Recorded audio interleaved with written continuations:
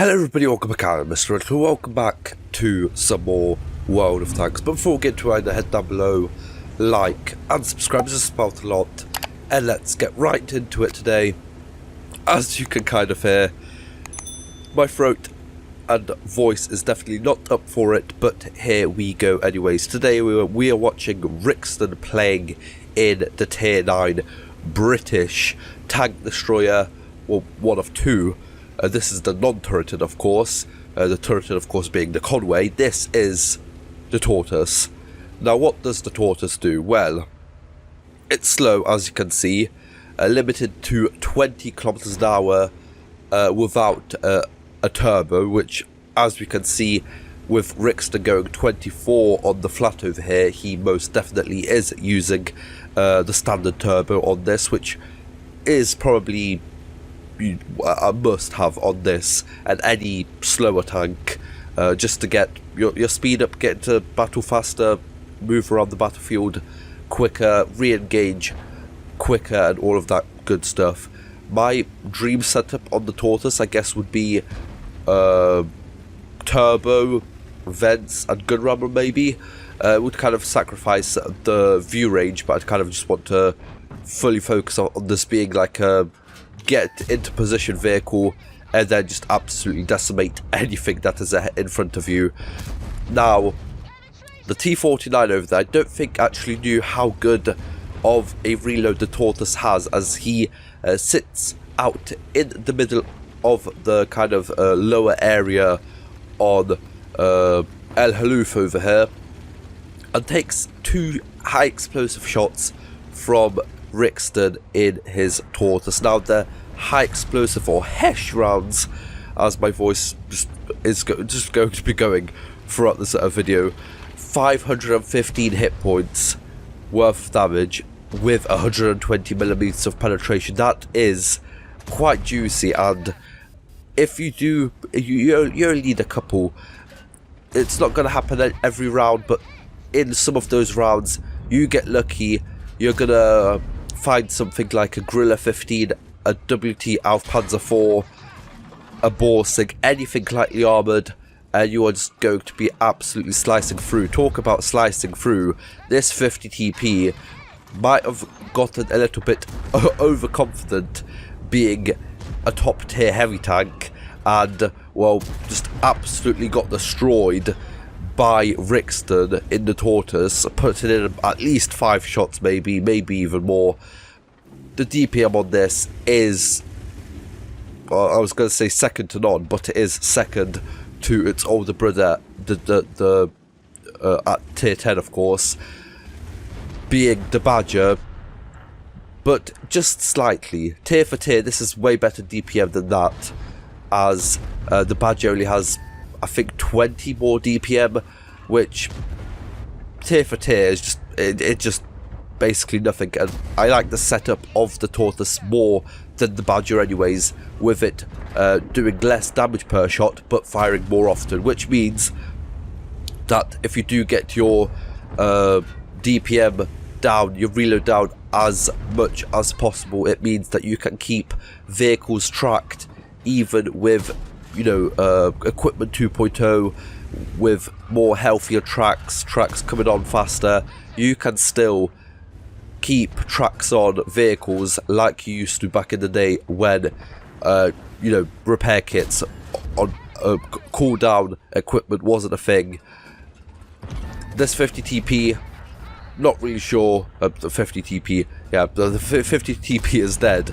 But the T50, the Skoda T50, something with 50 and T's sitting in front of the Tortoise in this game. But yes, not really sure what to do against the Tortoise, and I'm not really sure what any of these guys are doing against the Tortoise, because the armour is just, you're going to bounce most of the time. You would really just need really high penetration heat probably to get through the middle of the kind of superstructure on this tank, or as you can see over here, the upper plate. The lower plate still quite strong on this vehicle, with the main weakness being this kind of not maybe even commanders, but this kind of machine gun turret port on this tank. That is the main weakness, and of course its speed and getting flanked. You're not going to be doing much if there's a tank behind you or something. You're not really going to be using that 4,000 or whatever DPM effective you have effectively if you can't even see the tank in your own optics. But as I've just been talking at this tank, about this tank even, over the past couple minutes, Rixton has gone on to get 7,500 damage with 5 kills, making that 6 now, and is single-handedly keeping his team in this game, because without him they would have already lost the northern part of the map over here probably close to 3-4 minutes ago, maybe. Well, maybe not 4, but at least 2-3 minutes ago, and all of those 7,600 hit points that Rixton has amassed over here would have all come barreling down the hill towards Rixton's base over here, taking out the P44 Pantera, which is basically a one-shot for most tanks, and killing the artillery and the Unis 03 as well, as they are doing. But with Rixton on the team, they are at least given a chance of winning, with the Cobra running away from the P44 Pantera. Good use of the map over there by Rixton, seeing that the Cobra had nowhere to go other than right towards him. And with only 261 damage taken by from the 2-on-2A, I wouldn't be surprised if Rixton is using some sort of the stun, the high explosive kind of reduce damage module. I really should have learned the names of the kind of new modules, as they have been in the game for quite some time. But seeing as Rixton is only on 2,000 hit points, which I'm pretty sure is the stock on this tank, I don't think he might be using that. If that even does change the hit points, that might be the durability one, not the high explosive kind of damage one. As the ELC AMX tries, not the ELC even 90 even tries to come and just, I don't know, flank Rixton, maybe attempt to flank him at least, puts in the first shot towards the ELC, tracks him, which then gives Rixton enough time to reload and take out the ELC before he could get his side. And if that ELC did get Rixton's side, it could have been all over. Even with that small tank, it would have probably taken about a minute or so, maybe even more, with the poor DPM of the ELC. But all you need to do is what the Skoda T50 is doing, with Rixton using his knowledge of, I guess, the game, what other people do, and actually hides his tank behind the T49 over there, which means the T50 over here only puts a one shot towards Rixton's rear, following it up with a ram, dealing 110 damage to Rixton, which Rixton dealt nearly 400 damage to the T50. So it was definitely a worthwhile trade, a 1-to-4 scale basically, which only leaves the Tortoise and the 2-on-2A on the enemy team, left with Rixton having basically the same amount of hit points that they do. But of course the 2-on-2A is probably has about half of the remaining hit points on the enemy team. The Rixton over here gets surprised by the Tortoise, not really looking where he should be, and actually gets lowered to the same amount of hit points as the enemy Tortoise is.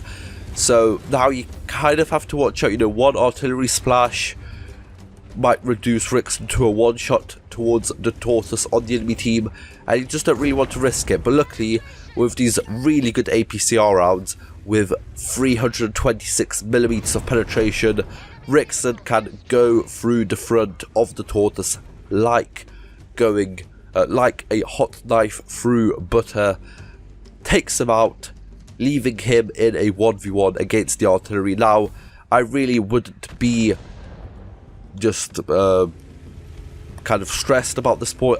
At this point, with 5 minutes left, more than enough hit points to take a direct hit from the artillery. Now, the only thing I didn't like over there, and I think it was because Rixton was actually typing as we see in chat, he didn't look at where the artillery shell came from. That would have helped him a lot, because of course the tortoise being so slow, knowing the rough area of where the artillery is, or at least was at a certain point, is always going to help you. But he was just looking away, didn't see where the artillery shell came from, but it did look like it came from, well, kind of to the left of this kind of line that I'm drawing right now. So, you know, no surprise there, the artillery being in their base all game.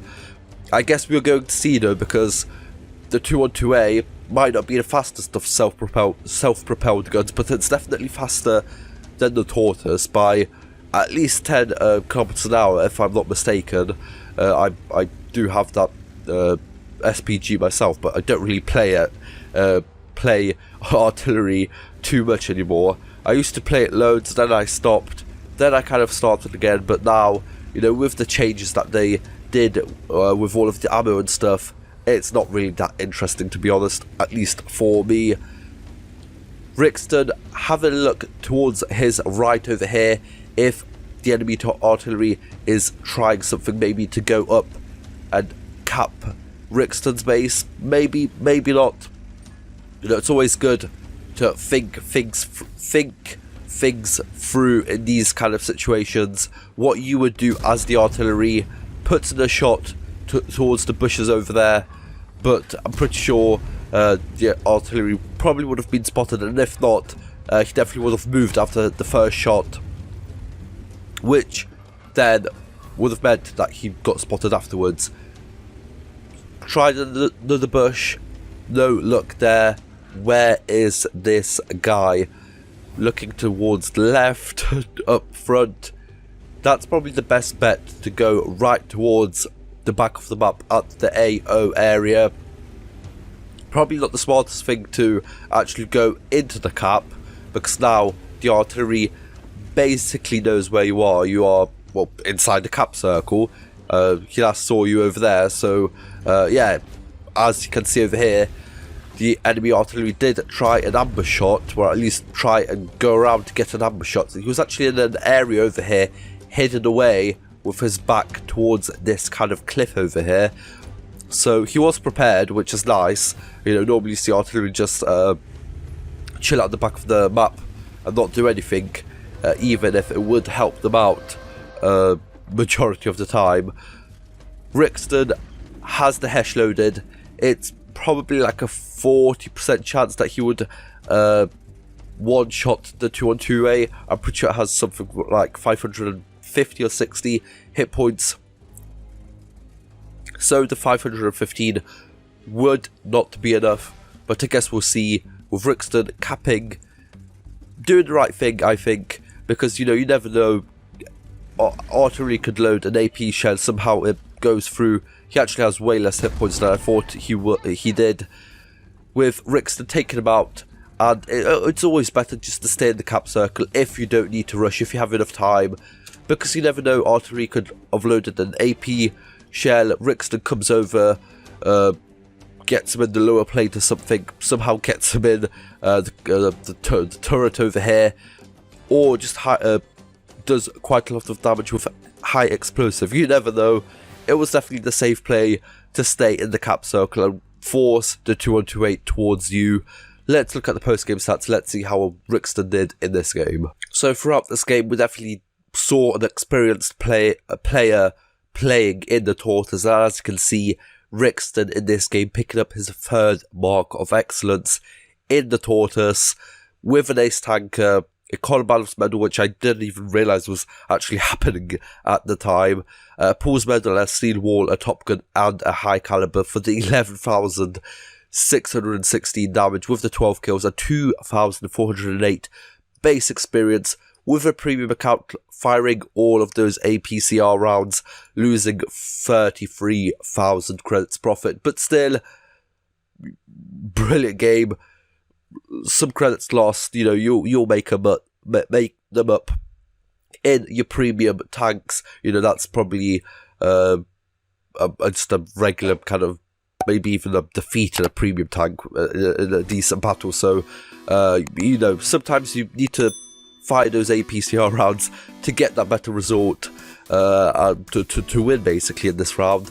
But for now, I hope you guys enjoyed. Like, share, subscribe. See you guys next time. Bye bye.